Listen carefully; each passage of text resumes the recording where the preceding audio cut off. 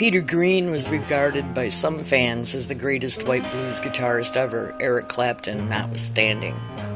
Born Peter Greenbaum, but calling himself Peter Green by the age of 15, he grew up in London's working-class East End. Green's early musical influences were Hank Marvin of the Shadows, Muddy Waters, B.B. King, Freddie King, and traditional Jewish music. He originally played bass before being invited in 1966 by keyboardist Peter Bardens to play lead in the Peter Bees, whose drummer was a lanky chap named Mick Fleetwood. The 19-year-old Green was with Bardens just 3 months before joining John Mayall's Blues Breakers, whose rapidly shifting personnel included bassist John McVie and drummer Ainsley Dunbar. A keen fan of Clapton, Green badgered Mayall to give him a chance when the Blues Breaker guitarist split for an indefinite vacation in Greece. Green sounded great and, as Mayall recalls, was not amused when Clapton returned after a handful of gigs and Green was out.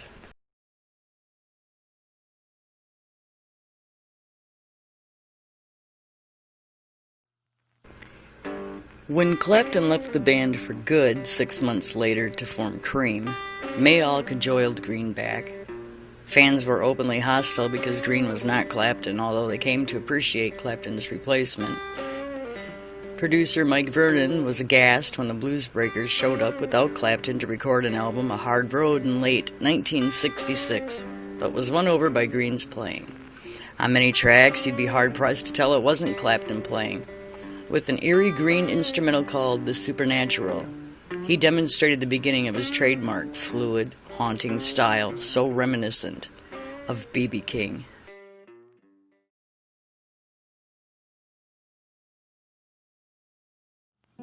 When Green left Mayall in 1967, he took McVie and Fleetwood with him to found Peter Green's Fleetwood Mac. Jeremy Spencer and Danny Kirwan joined shortly afterward, giving Fleetwood Mac an unusual 3-guitar frontline. Green was at his peak for the albums Mr. Wonderful, English Rose, Then Play On, and a live Boston Tea Party recording. His instrumental Albatross was the band's first British #1 single, and Black Magic Woman was later a huge hit for Carlos Santana. But Green had been experimenting with acid, and his behavior became increasingly irrational, especially after he disappeared days because of rampant drug use in Munich. He became very religious, appeared on stage wearing crucifixes and flowing robes.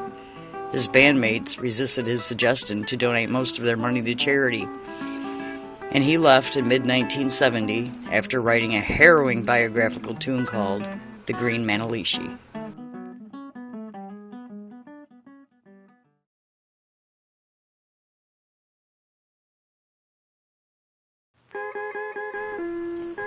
After a bitter, rambling solo album called The End of the Game, Green saddened fans when he hung up his guitar, although helped Mac complete a tour when Spencer suddenly joined the Children of God in Los Angeles and quit the band.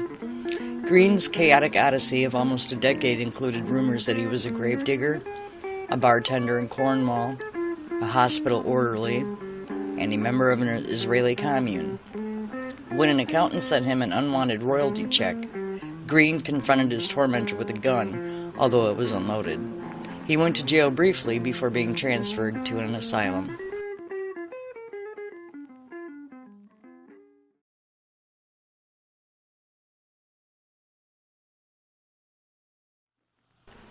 Green emerged in the late 70s and early 80s with albums In the Skies, Little Dreamer, White Sky, and Colors, which variously featured Bardens, Robin Trower, drummer Reg Isidore, and Fairport Convention drummer Dave Maddox.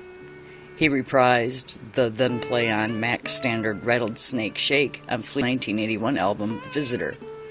British author Martin Kelmans wrote Green's biography in 1995. Psychologically troubled, on medication, and hardly playing the guitar for most of the 90s, the reclusive Green resumed sporadic recording in the second half of the decade. He surfaced unexpectedly from time to time, most prominently on January 12, 1998, when Fleetwood Mac was inducted into the Rock and Roll Hall of Fame. In a rare, perfect moment, Green jammed with fellow inductee Santana on Black Magic Woman. Peter Green died in his sleep at his home on July 25th, 2020. He was 73 years old.